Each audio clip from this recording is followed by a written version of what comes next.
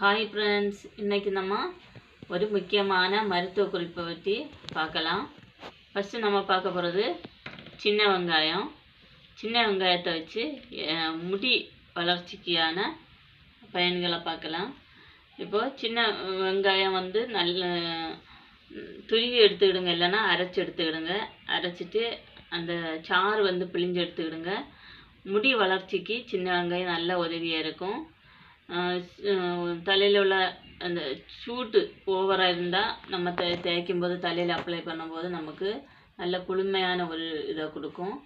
அதுக்கு நீங்கள் இந்த சின்ன வெங்காயத்தை அரைச்சி சாறு எடுத்துகிட்டு முடியோட வேர்க்கால்களில் நல்லா மசாஜ் பண்ணி கொடுத்துடுங்க. ஒரு 5 மினிட்டு நல்லா மசாஜ் பண்ணி கொடுத்துடுங்க. நீளமான அந்த முடியில் வந்து நம்ம தேய்க்கிறது நமக்கு அவசியம் இல்லை. முடியோட வேர்க்கால்கள் தான் நமக்கு ரொம்ப முக்கியமானது. அதில் அப்ளை பண்ணிவிட்டு ஒரு 1/2 hour விட்டு ஏதாவது ஷாம்பு இல்லைன்னா இது போட்டு குளிச்சிடுங்க. நல்ல எஃபெக்டான நல்ல முடி வளரும். முடி கொட்டுறது வந்து நிப்பாட்டும். நெக்ஸ்ட்டு சின்ன வெங்காயம் வச்சு நம்ம நுரையீரலில் சளி படிஞ்சு நாள்பட்ட சளிகள் இருக்கும்ல, அதை சுத்தம் செய்யக்கூடியது. அதை வெளியேற்றுறது எப்படின்னு பார்க்கலாம். அதுக்கு சின்ன வெங்காயத்தை எடுத்துக்கிடுங்க, துருவி எடுத்துக்கிடுங்க. அப்புறம் இஞ்சி வந்து துருவி எடுத்துக்கிடுங்க. ரெண்டையும் நல்ல சாறு பிழிஞ்சு எடுத்துக்கிடுங்க. எடுத்துட்டு இல்லைன்னா சாறு எடுக்காமல் அப்படியே துருவின இதுலேயே 2 ஸ்பூனு தேன் விட்டுக்கிடுங்க. அப்புறம் ஒரு லெமன் ஜூஸ் பிழிஞ்சு விட்டுக்கிடுங்க. இது இவ்வளோத்தையும் நல்லா மிக்ஸ் பண்ணிவிட்டு காலையில் நைட்டு 2 வேளை சாப்பிடுங்க. சாப்பிடும்போது நம்ம நுரையீரலில் இருக்க சளி முற்றிலுமாக நமக்கு வெளியே வந்துடும்.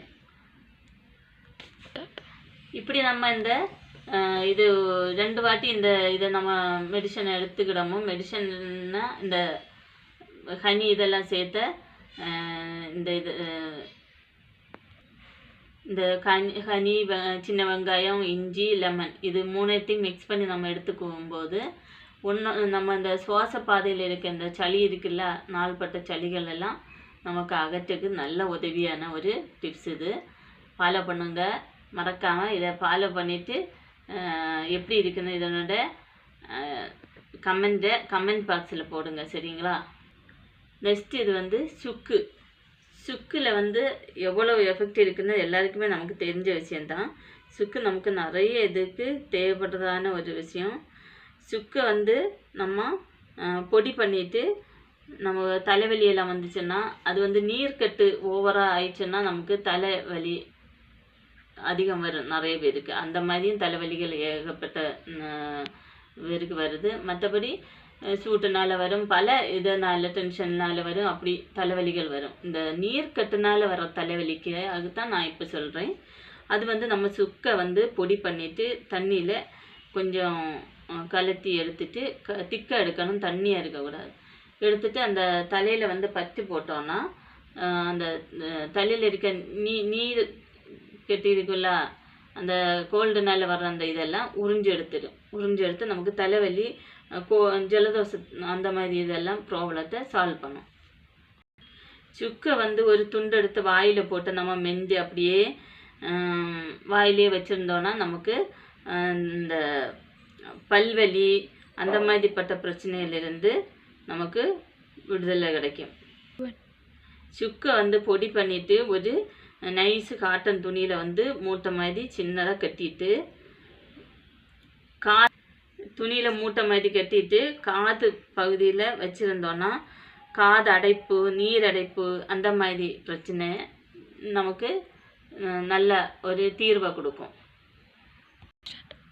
சுக்கு பொடியை வந்து நம்ம வெந்நீரில் கலக்கிட்டு குடித்தோன்னா அஜீரணம் நீங்கும், உஷ்ண பேதி, வாந்தி இந்த மாதிரி எல்லாம் கட்டுப்படுத்தும். அப்புறம் மார்பு எரிச்சல், அப்புறம் வயிற்று வலி, நெஞ்சு வலி, புளி ஏப்பம் வரும் ஒரு சிலருக்கு. அந்த மாதிரி ஏற்பட்ட பிரச்சனைகள் இருந்தெல்லாம் நம்ம இந்த சுக்கு பொடியை வந்து தண்ணியில் கலக்கி குடித்தா விடுதலை, நம்ம தப்பிச்சிடலாம். இந்த மாதிரி சுக்கு பொடி தண்ணி குடித்தோன்னா வயிற்று பெருமல், வயிற்று இரைச்சல், இது வந்து காய்ச்சலை கட்டுப்படுத்தும், இதய நோய்களை இந்த வீடியோ பிடிச்சிருந்தா லைக் பண்ணுங்கள், ஷேர் பண்ணுங்கள், கமெண்ட் பண்ணுங்கள். ஓகே, பாய்.